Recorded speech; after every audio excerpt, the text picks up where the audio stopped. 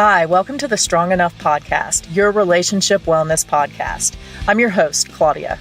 I'm so excited for today's guest. She is a leadership and organizational development consulting firm owner, and today she is going to share with you some amazing relationship advice, not just for your professional relationships, but for your personal relationships as well. Please help me in welcoming Jeannie Smith. Well, hi, Jeannie. Thank you so much for joining me today. I'm really excited to talk to you about, first off, your work, but also we're going to dive into a couple relationship topics today. Oh, I'm so glad that you invited me to this, Claudia, and I'm honored to be here. So I'm excited. Excellent. Well, I know, we recently met, just so everybody else can hear a little bit about our journey together in a kind of a professional development group of sorts. And I was really interested to learn your background because you're basically a professional development and leadership extraordinaire, if I may call you that. So why don't you tell our viewers a little bit about what you do? So I have been in human resources for the last 3 decades, and the last half of that, I've run my own business, which is a leadership mindset and organizational development consulting firm. And so I work with leaders at all levels. So it could be CEOs, directors, emerging leaders, to really take a look inside and how are they showing up? How are they cultivating the relationships with their staff? But most importantly, how are they connecting with themselves? So it's in order to really have a solid relationship with others, your team, individuals, both personally and professionally, you really need to connect with them, and the trust has to be there. But you also have to trust what's coming from the inside. And so I work with both with individuals personally and professionally, with their staff, and on their own personal development. So it's so interesting to me. And it takes me back to one of those little cliches that we hear a lot of, you have to put your own oxygen mask on yourself before you put it on others. I think I had that conversation last week with my guest, but this sounds like, again, exactly the same thing where you're helping people understand that they have to work on themselves first to be able to be successful, not only in their relationships, but in their business and their business relationships as well. Absolutely. You as an individual on a team, whether it be your home, your family at home, your soccer team that you do for whatever it is, for activities at work, you play a vital role. And absolutely, it has to be that self-development as well. You can't just say, okay, I'm a leader and help me figure out my staff. Well, let's look at what is your contribution? Mm-hmm. What role are you playing? And that goes with any relationship. Any relationship, you have to look at yourself, like, how are you showing up? What are you contributing? What part do you play?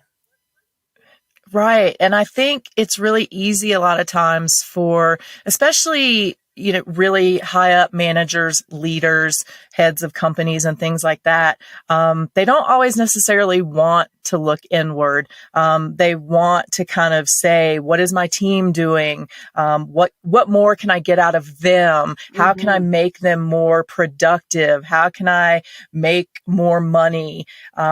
But what it sounds like you're saying is that really lands inward. You have to start inside to make all those other things happen. Absolutely. Like, I've worked with leaders in all these years who, like you were saying, how do I make my team point? What if you go whoop right back and say, what can I do differently? But also analyze, like, how am I showing up? And I have a series of, I have 3 different assessments that folks can do to actually understand who they really, because you know what, sometimes they don't have the awareness. And again, in my HR career, I have often been that person to be the first time, relay the message the first time they've ever heard it. And so many times they've said, I've never heard that before. And although it's a tough, very sometimes inconvenient conversation to have, I do it anyway. And I encourage others to have those inconvenient conversations. But you also, what about yourself? Like, we have this self-talk, self-doubt sometimes, but what about this pump me ups, So absolutely a lot of internal work with one-on-one coaching. Right. So I want to ask you about something that you just mentioned. So sometimes the self-awareness and having those difficult conversations with another individual. I know this is a little off our topic that we're heading towards, but I do want to ask you, how would you advise people that are dealing with an individual, whether it's a friend, a coworker, that really doesn't have that strong level of self-awareness, maybe about some difficult behaviors? How would you advise them to address that with the coworker, the friend, for the most successfing outcome? Great question, and could be a complex answer. So if at work, being again HR hat, you need to focus on the performance not getting done. So many states have legal requirements. And so that's a manager's my advice for them is focus on the performance not getting done. For example, you don't realize that when you're in a room full of people, you tend to always want to take the stage and you don't give anyone else a chance, for example. So that what happens then is the performance of the team, right? So I recommend that they coach that way, focusing on the performance.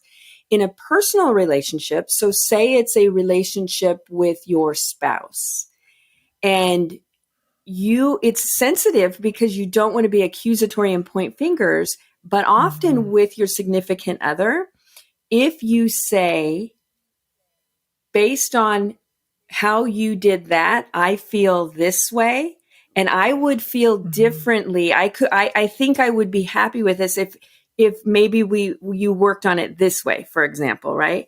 And so you're not accusatory, but you're going into the situation with to solve the problem for a win-win, and sharing how you feel based on the action of the other person. And then they say, I didn't even realize I did that. That's the awareness piece. So now they're aware that whatever they said, did, act, what impact it has on you. So I think those are boundaries that individuals need to create so that they can share that openly. And we all need to know that they don't know what they don't know. And so for ourselves, we need to share how we feel. And it's really hard for people to communicate their feelings, but you owe it to yourself. And guess what? You owe it to the significant other. And then in a friend relationship, similar, because a lot of our friends, in some cases, are even closer to us than some of our family members. Like some of my friends are like sisters, right? So oftentimes we can be too blunt with our friends. So consider how you would feel and how you would want that information to be communicated to you. And then start there.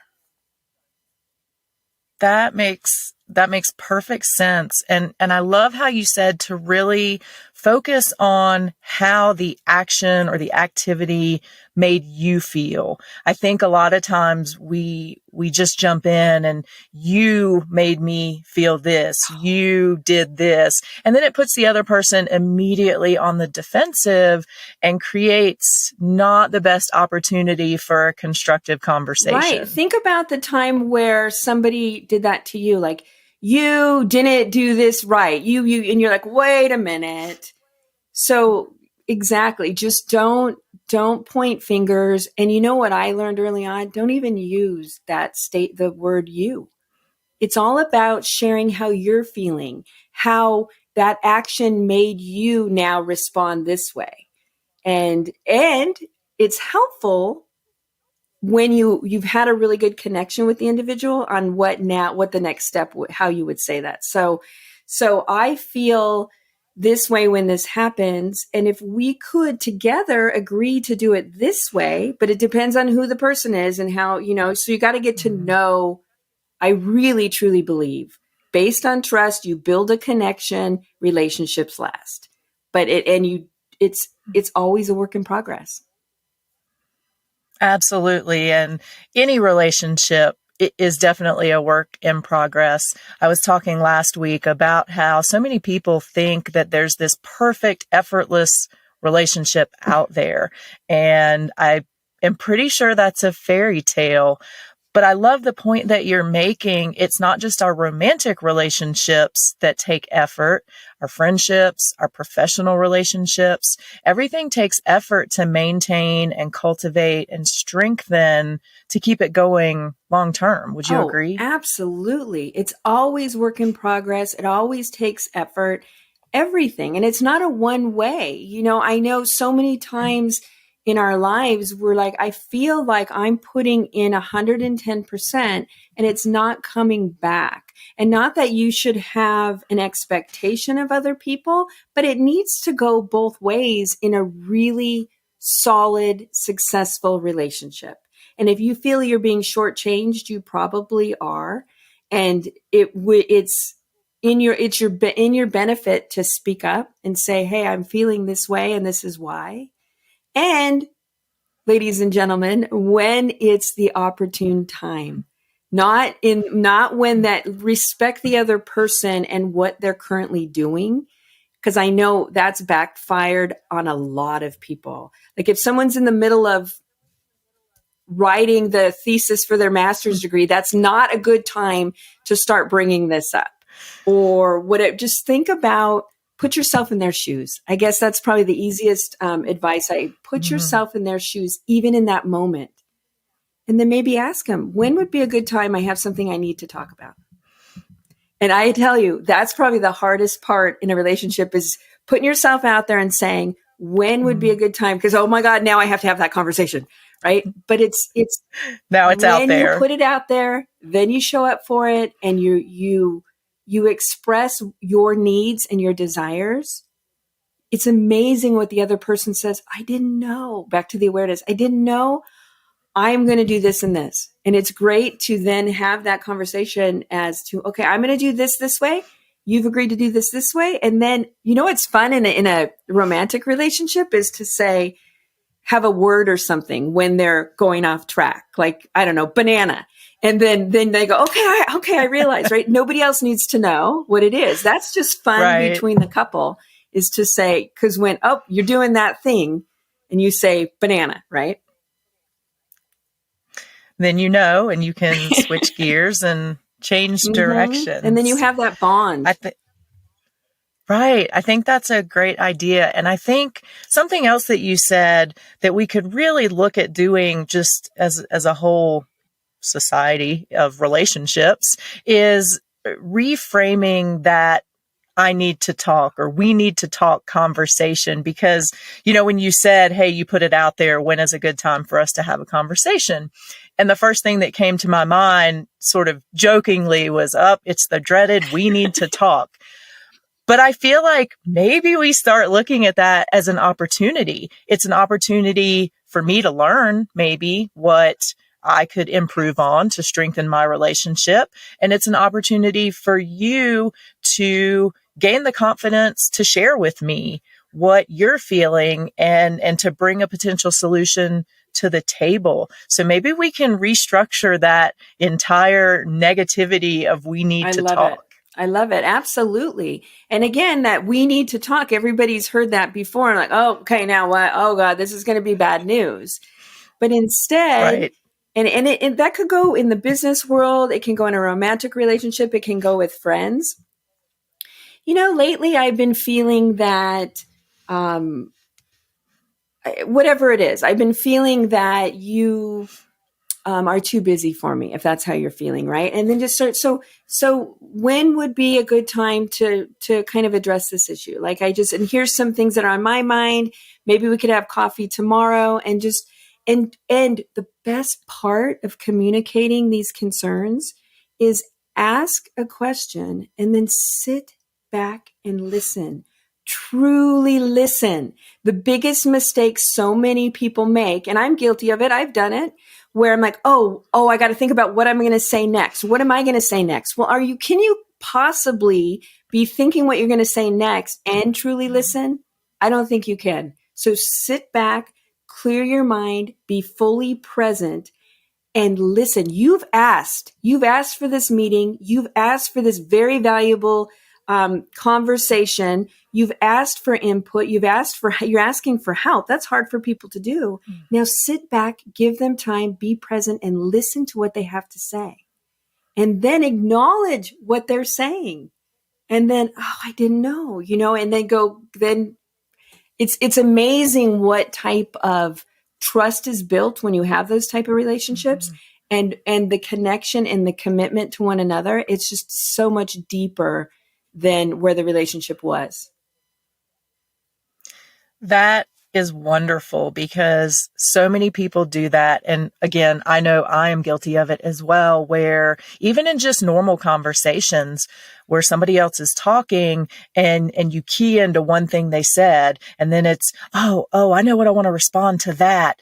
And so you keep thinking about how you're going to respond to that point that was now 5 minutes ago. And so you've missed the 5 last minutes of the meaningful conversation, instead of really just shutting up and opening your ears and letting yourself truly listen and learn from what the other person is sharing. So that is really, I mean, we might be done here for the day. That was the best advice. It also shows them respect that you asked their opinion and now you're listening to it. Mm-hmm. And I can go back in the work world, how many times I've coached leaders on, you ask their opinion, but you're not listening to it, or you're not doing anything about it. So what's going to happen next time? They're not going to share the truth with you because you don't do anything with it. The same thing happens in romantic relationships and personal friendship relationships, or family member friend. It's the same thing. Mm-hmm. So you need to honor their time, respect them and what they're talking. And when my husband hears this, he's going to be like, yep, there are times when you're just like, what? And say vice versa, right? It happens. So we all have to have the awareness of how we're showing up. Absolutely. Totally agree with you. Now, you mentioned something earlier, and I promise I've been listening this whole time, but I did key in on something that you said earlier.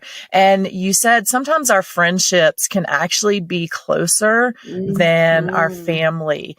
And I wanted to dive into that with you, because I know that you've had some really long-term a group of friends, and I wanted you to tell me a little bit about that friendship and kind of how it has evolved for you. Oh, yes. So I'm very fortunate that I met some incredible souls when I was in elementary school, and we're talking kindergarten. So some of us were 5 years old, and we have retained our friendship all these years. So nearly 5 decades, which is like hard to believe. And we always would say, there was 5 of us total, that there are soul sisters, and that no matter what, when through divorces or moving away or, early, some of us had children early on, and some of us didn't have children at all. And some of us had abortions, and some people lost our parents early, and all these things, that we would always be there. They were the posse that we run to. And I remember looking back saying, I can't believe, I'd always be like, we've been together 20 years. We've been together 30 years. We've been together 40 years. And it was so amazing. And last year, 2020, which we can all talk about 2020, this was a time in our lives that I hope our children never have to go through that. It was quite eye-opening, quite educational to experience what we did last year. And one of my dear friends, who before I dig into that, I do want to say that, yes, we were closer than sisters, because we chose each other. And so we had similar, similar values in elementary school. And some of us still have similar values all these years later, not all of them. So now let me circle back to 2020. And one of our dear friends, are this handful of gals, and I had I want to say a falling out, but I'm not even sure what exactly happened because she's yet to tell me. But now as we sit here, April of 2021, I have not spoke with her for a year. And my understanding is neither have any of the other ladies in this handful of friends. So I am still trying to figure out exactly what happened with that, but I approached the situation with the same tips and techniques that I've shared so far in this call. And what I coach leaders on is ask, what's going on? I've noticed this behavior change. What can I do? Even turn the finger around and say, is there something I did? I want to learn from it. We were talking a little bit earlier, and we talk like growth mindset, really learning from the mistakes, seeing things as opportunities. There is no failure. So asking her, like, if it was something I did, tell me so we don't repeat it. I'm here for you. And it was quite devastating for me to know that every time I was reaching out, there was no response. And so it was almost like a no, no, no. And here it's a year later, and I don't know what happened in 2020, but I also know how important it is for me to sit with my feelings and knowing that I did everything I could to try to figure out what had happened so that I could do whatever I could on my part to I want to say save the relationship. But I've also realized that we all evolve and we all have different values. And I touched on it earlier that we had similar values in elementary school. But when you're under 10 years old, under 12 years old, things change than when you turn in your 50s. Right. And we just may be on completely different paths now. And I used to say things like, people come into your life for a reason, a season, a lifetime. And this particular person was my lifer. And that was really hard. In 2020, we were experiencing so much loss. And this was just one more loss that I had. I made a decision last week to invite her to my mother's service, which is going to be in 3 weeks. And I feel that is the right thing to do because I will always love her. I will always have a special place in my heart for her and all the years that we've been together.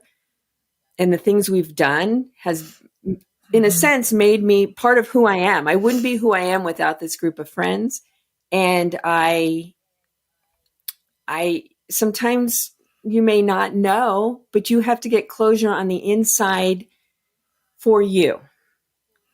And I think that's a long explanation, but I think that's kind of where I am with her right now. Wow, that's so interesting. And I do want to start by pointing out, we know this person is alive.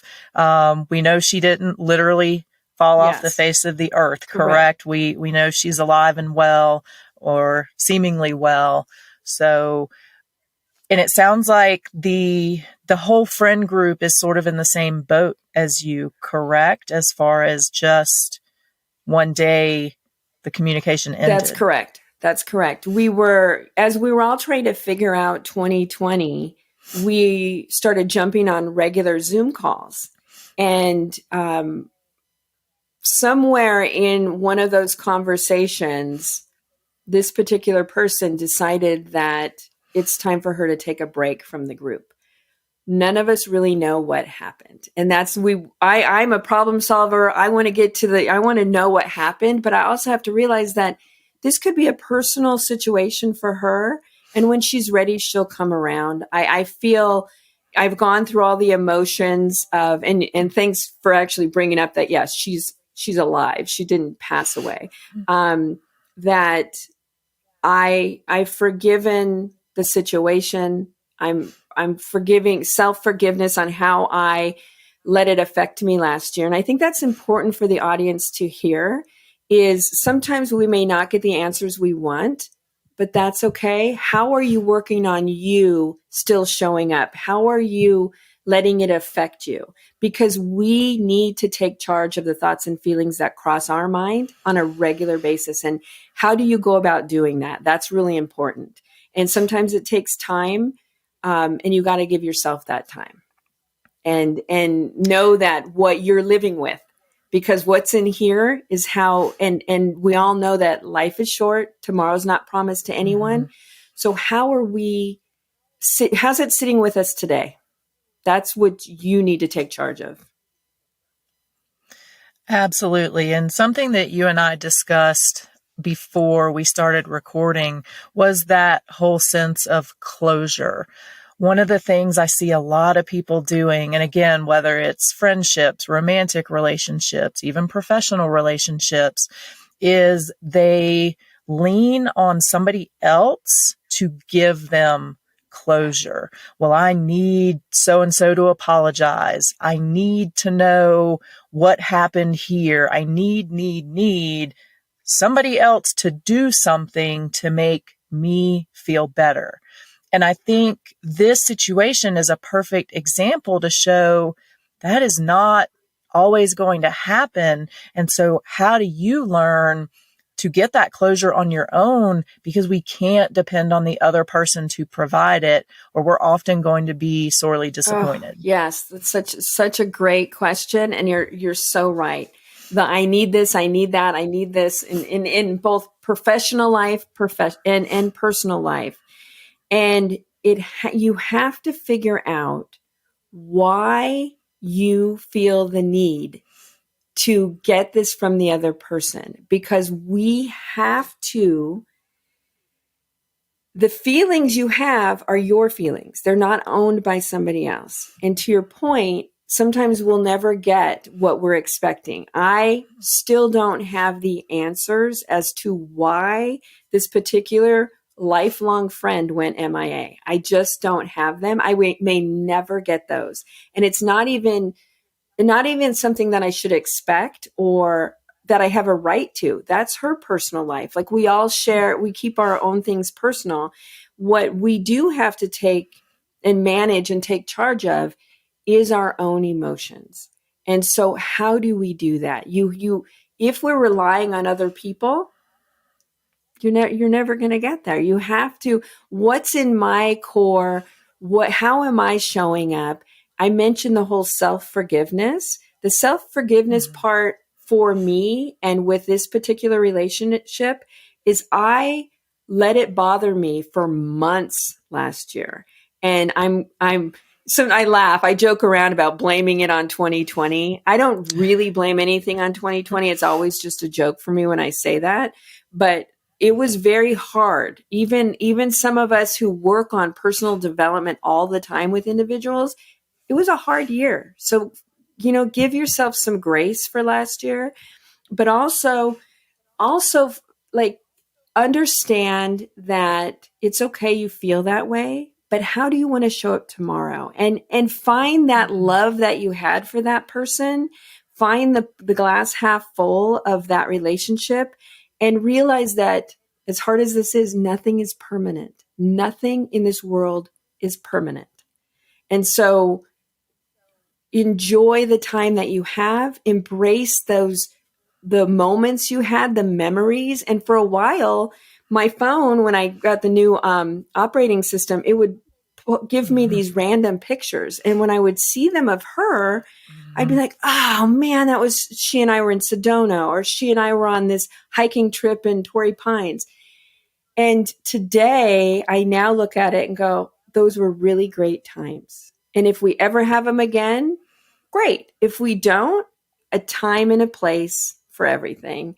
And again, that saying, friend, a season, a reason, and a lifetime. And although I thought she was a lifer, maybe we're just on a hiatus, or maybe it was a really, really long season, or maybe we have grown differently and this was going to happen anyway. And it's okay, because when you have that solid relationship with yourself, then you can realize it's okay.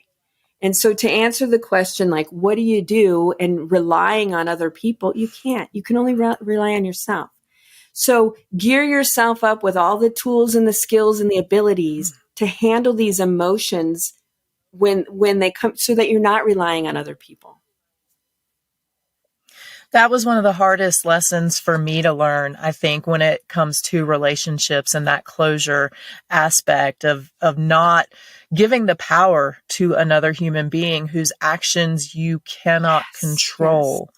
And once I realized that, though it was very difficult and took a while, it's so empowering, I feel like, to understand that the ability to heal really lies within ourselves.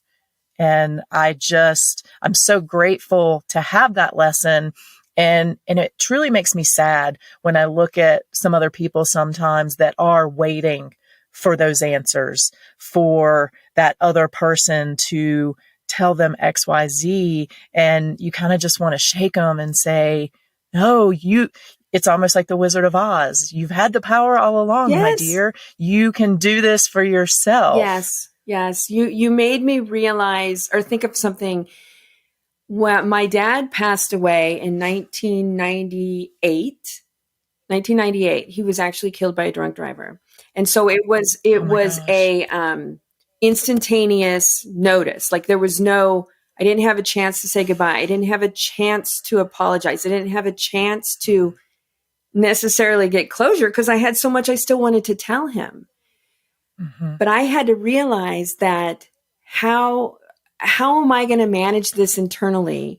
And I have helped a lot of people understand that when they're here with that person, share that now. Like, there wasn't a day that went by in those 22 years after my dad passed that I didn't tell my mom how much I loved her and how appreciative I were for all that she taught me.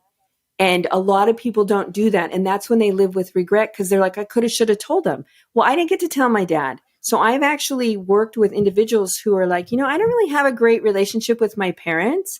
And I'm like, hold the door. What do you mean? And they're like, well, we just don't see eye to eye. I go, so let me ask you this. If something were to happen to them and you could never talk to them again, because right now you're saying, I don't talk to them, how would you feel? They're like, I never thought about that. So we'll sit with that for a minute. How would that feel? Mm-hmm. And that was life-changing. I've had people come back 10 years later and go, Jeannie, I talk to my parents in another country every week because of that conversation you had. You just asked me that one question. How would you feel? Absolutely. Don't not talk to someone, right? But also make sure that in those relationships, they may still be alive, but like you said, they hold the power. But don't let them control your emotions. So it's you need to show up today. You need to have the right mindset on how you want to be, because your life is short too. And it's valuable. And this moment and living in the present and actually taking time to smell the roses and being present and not waiting for somebody else to give you that power back. Don't waste your life.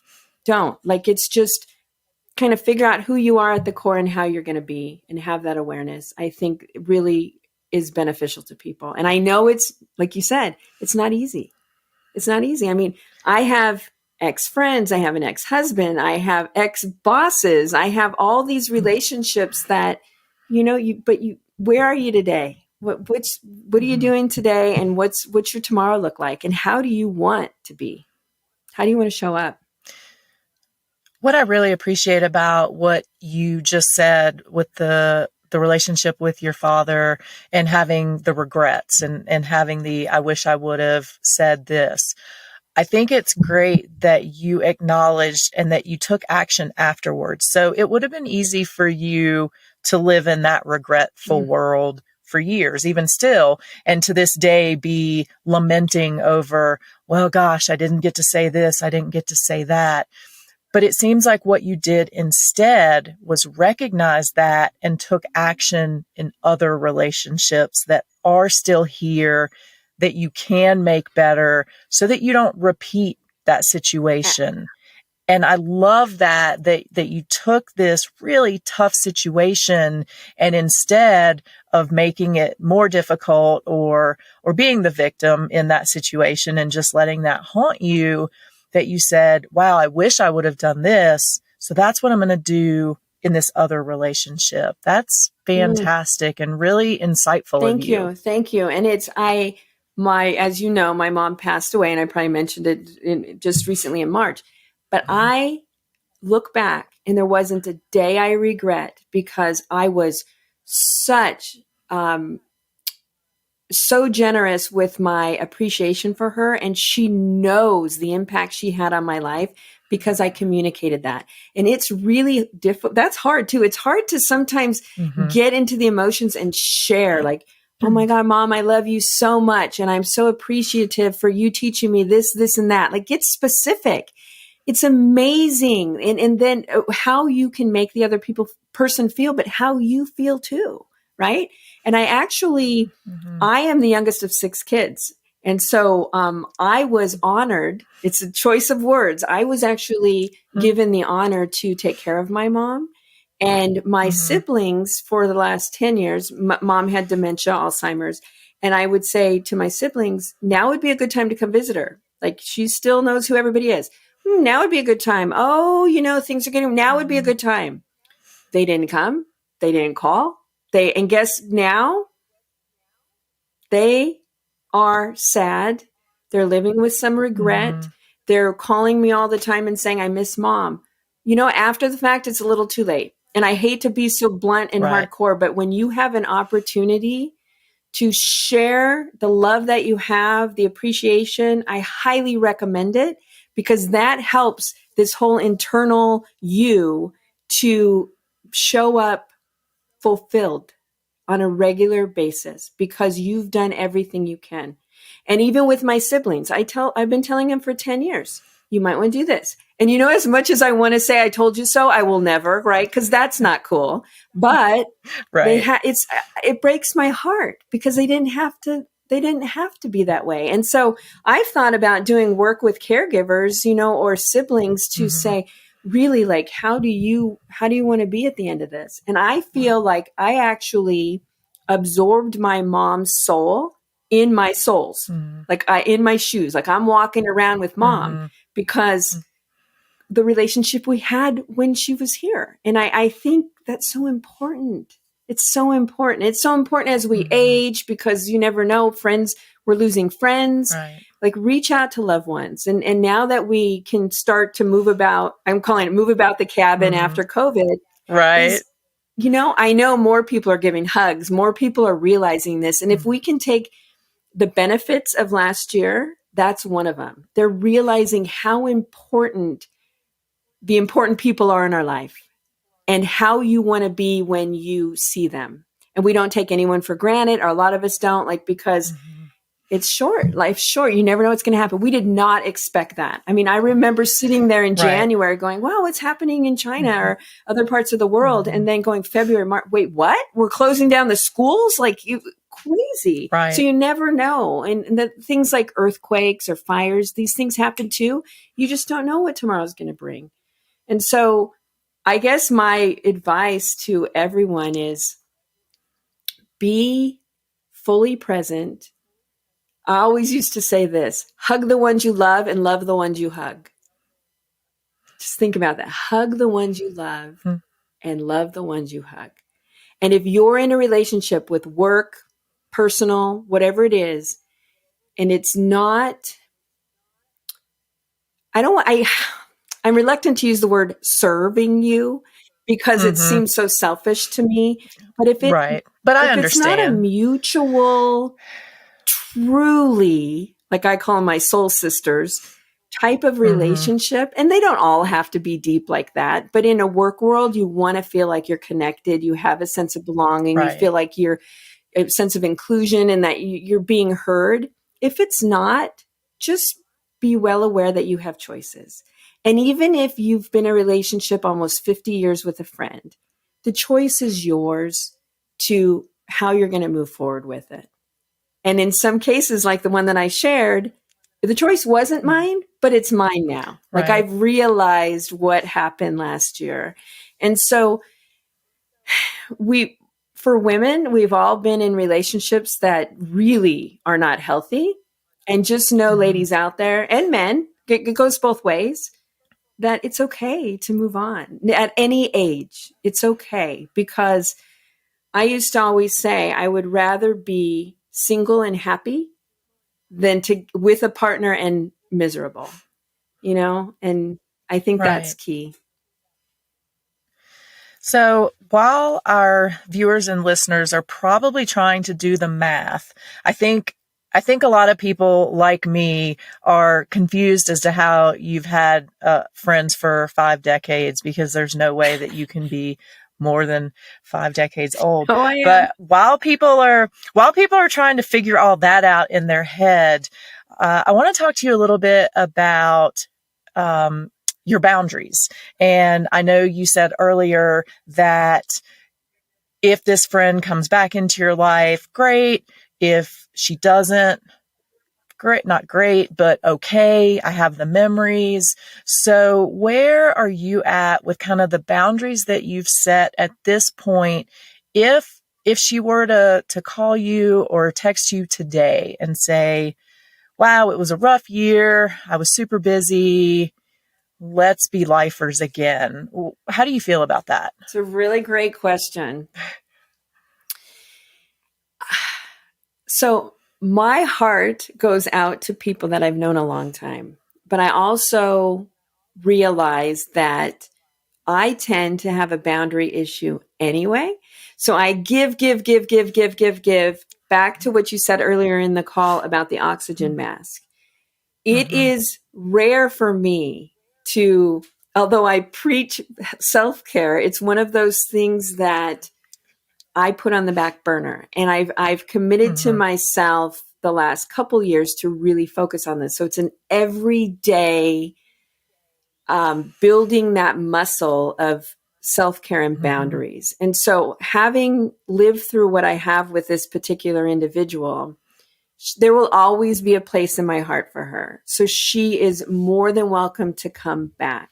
What does that look like is what I'm going to create. And knowing what I know now and looking back over the decades, there's a pattern that I just I didn't really allow myself to observe because I felt we've been friends for so long, we're going to be lifers.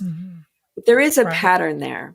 So now that I know that, my boundary is going to be, I'm not going to let myself get hurt next time. And it's not that I'm not going to let her in. I forgive myself for letting,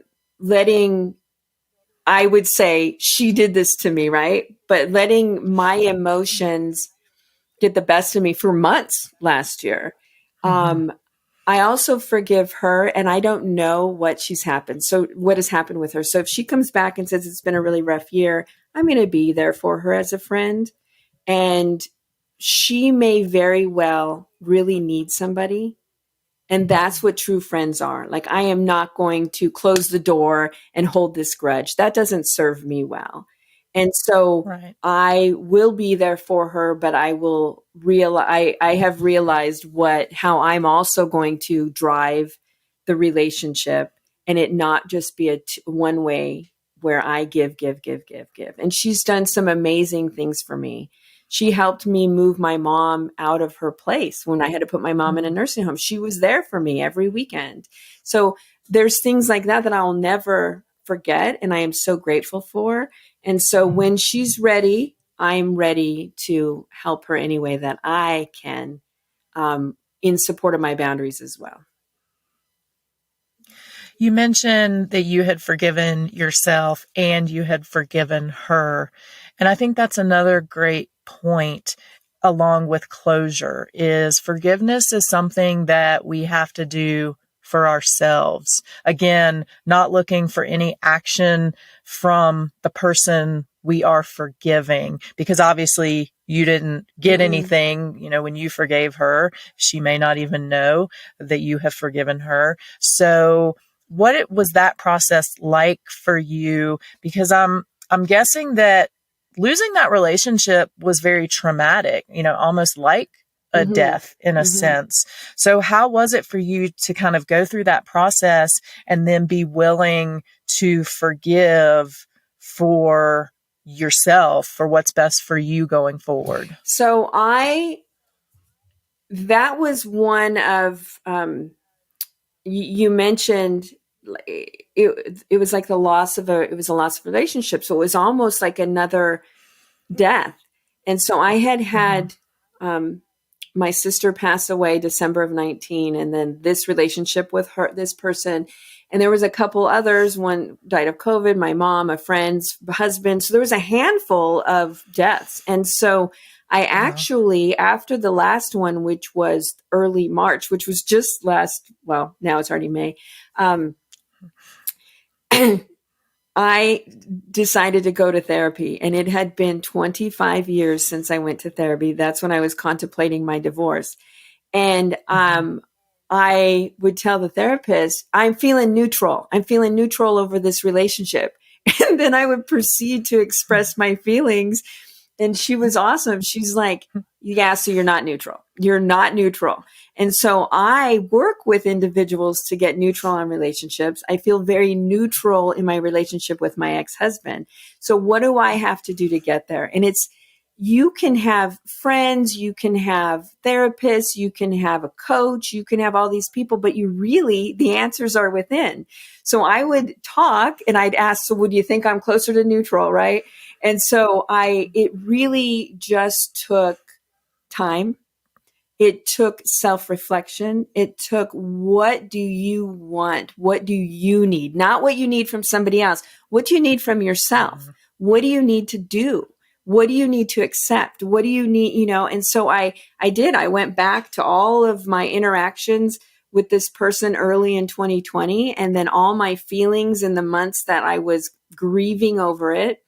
And in a sense, yeah, I had to go through the grieving process of the loss of the relationship. But now, as we sit here today, I did invite her to my mom's service. I do not feel I've lost the relationship.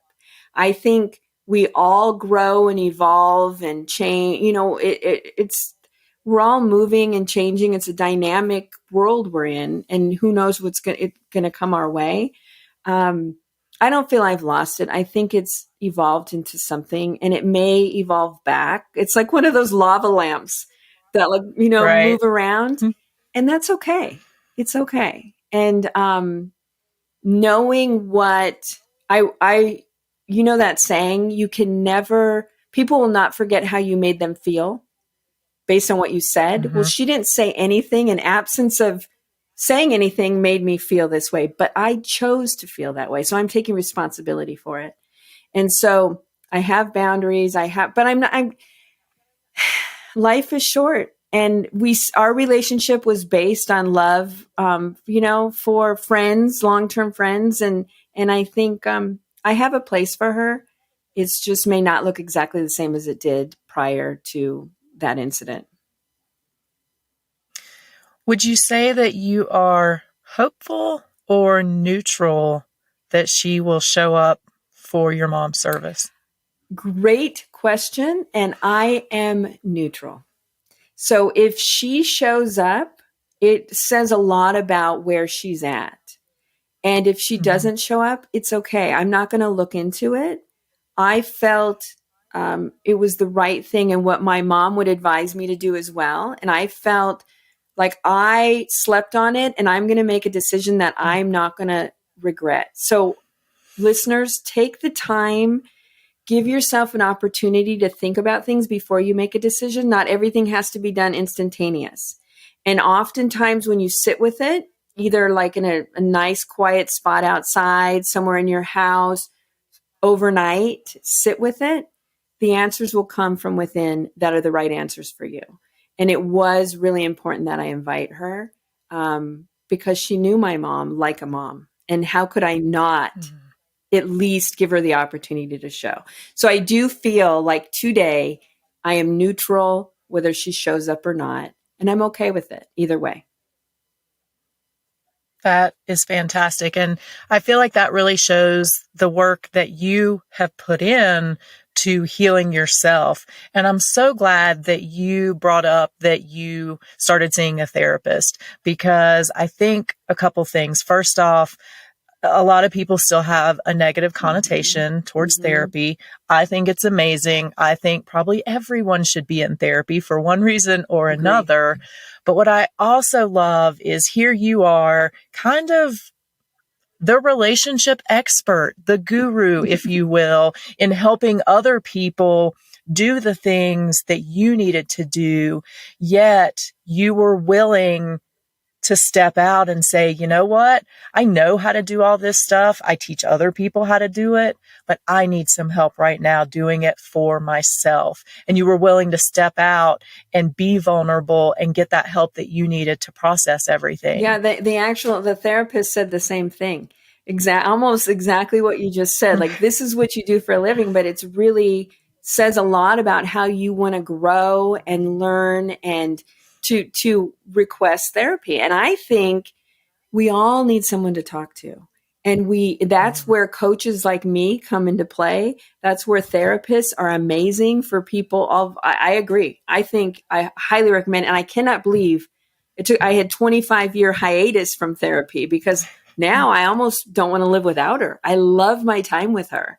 And the beauty of a coach or a therapist is, in a sense, you're not, I hate to use this word too, but burdening your friends with everything, like, or your spouse. Right. They don't need to know everything. So why don't you find somebody who you can share that stuff with? And so I highly recommend. Cheers to therapy. It's been an amazing month because of my relationship with my therapist. I think that's wonderful. And I kind of always joke the day that I go to therapy, and kind of that morning, I'm walking around the office going, oh, what am I going to talk about to my therapist today? I haven't figured it out. What am I going to do? And it's like this stress of figuring out what I'm going to talk about. But it's always such an amazing experience of, like you said, kind of, letting that burden onto somebody else that isn't a burden. I mean, that's their job. That's what they're supposed to do. So I think it's great when you can have that outside perspective that can offer insight to you from a place that your friends, your spouse, your significant other couldn't necessarily do that. So thank you so much for bringing that up and just sharing your experience with therapy and how great it's been. I wish we could give out, therapy vouchers to everybody, because I think it would be enormously beneficial. Give it a try. Give it a try. Right. Here's your one-time pass. So we have talked about so many things today, and you have thrown out so many gems of advice. So I'm going to put you on the spot here, and I'm going to say, if you could give one piece of advice to people that will help improve all of their relationships, what would that piece of advice be?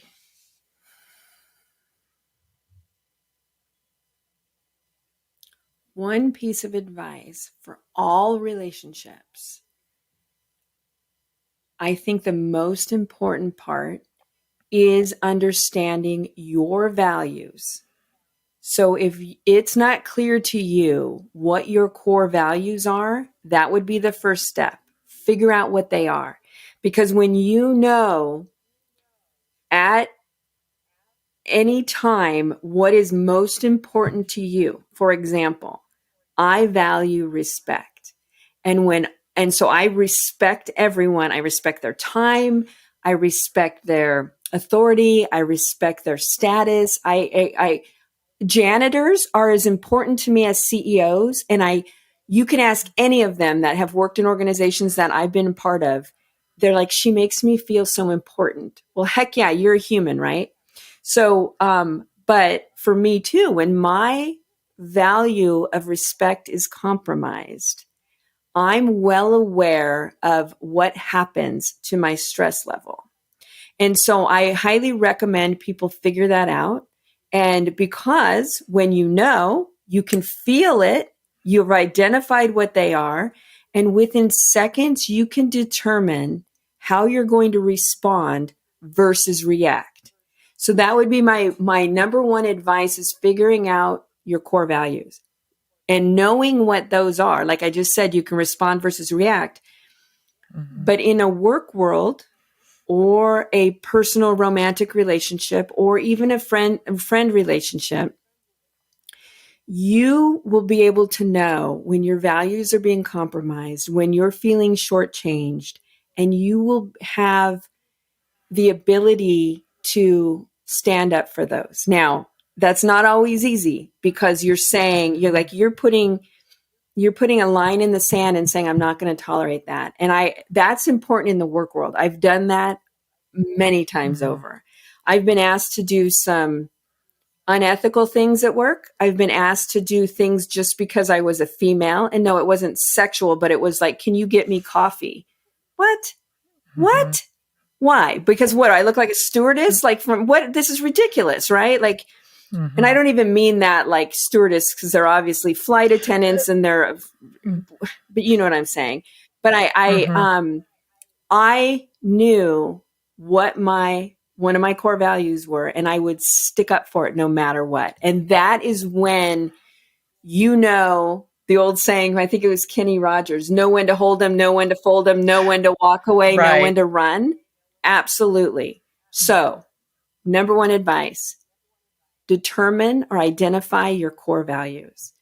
And I can help people do that. I have a values assessment. I have an energy leadership assessment that can help you understand all this energy talk that I live and breathe, and has been life-changing for me, because that example of knowing your values, knowing when you have seconds to make a decision. Is it being compromised? How am I going to respond? Because when you react, you can't take that back. Mm-hmm. So it's a really great skill that I learned, and it has changed my life. That's amazing. And I think it really would help somebody kind of create their own personal roadmap of life. Like you said, if you just determine those core values, you know what's meaningful to you. And that's going to be so beneficial with everything you do, because you have that guiding star right there with you at all times. Yes. And it is so powerful from within to, and then you actually know what's happening, rather than like, oh, my intuition tells me this. You're like, no, I know exactly what it is. Yes, my intuition's driving it, but I know this core value or this core value is being compromised, and I'm not going to do it. Like, people are like, how did you know that? You're like, nope. Talk about boundaries. Like, I am not going to cross that line with work. I will quit over that. Those are the type of things I'm talking about. Right. And that's really, like, it's powerful, and it puts you in charge, and you can create the life you want. My mom, when I was little, my mom would say, you can be anything you want to be. And you were saying, how can I be around 5 decades? 5 decades ago, my mom used to say, if you want to be the first female president, you can. And then as I grew up and saw politics, I'm like, no, thanks. I'm not interested in that. But that's important for people. And again, at any age, you know what? If you're ready to make a change, partner with somebody who can help you figure those tools out, put them in your toolbox so that you can show up differently, because you only have one life, and make it yours and shine. And I coach so many people on, do what you're passionate about. And if you do what you love, the money will come.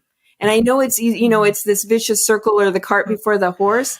But if you're in a role and you don't like it, have this other plan, and know that that's a temporary, we can do anything temporarily, right? Knowing that there's an end, but then there's going to be this at the end.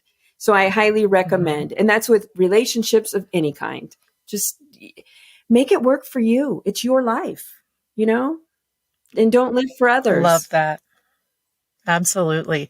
Well, speaking of respect, I have taken up so much of your time today and I appreciate it. Before I let you go, will you tell the listeners and viewers how they can reach out to you? Where can they find you for your business, your social media? Let them know where they can find Sure. Jeannie. Okay, great. Thank you. So I have a website. It's hr-rx.com. There is, several pages of information on there, and you can actually schedule a complimentary 15-minute session with me on the Contact Us page. Also on Instagram, it's Jeannie Smith 777, and there's a link there for all other. It's a link for the Sociotap, and it has all the other social medias there. And I actually like to provide a phone number now because I know a lot of people are Wow. not picking up the phone. And sometimes people are just like, I'm going to say it. Let's go old school. I do have an office line. It's 858-578-9831. Again, 858-578-9831. I will take your call. If you want to talk to somebody, I'm available for you. We all get a lot of emails, a lot of text, all of this. Call me if you want. Call me. So the biggest surprise for me today was that you gave out a phone number. I have to admit, mind blowing. But Jeannie, thank you so much for your time today. I loved chatting with you. I think that you shared some really amazing advice through your own life experiences. And I'm so grateful that you were willing to share that with me, with everybody watching and listening. So I hope that you have a wonderful day. Thank you so much. Claudia, thank you so much. I really enjoyed it. And I hope the listeners were able to gain some value from the conversation. And if you just think about one thing differently because of it, then I've done what I'm here to do. And so anytime, I'm here. And thank you so very much. That was wonderful. I had a good time. Thank you. Wow. I really hope you enjoyed all the stories and advice that Jeannie shared with us today. I know that I learned so much from her, and I hope you did as well. So until next week, remember, you are worth it.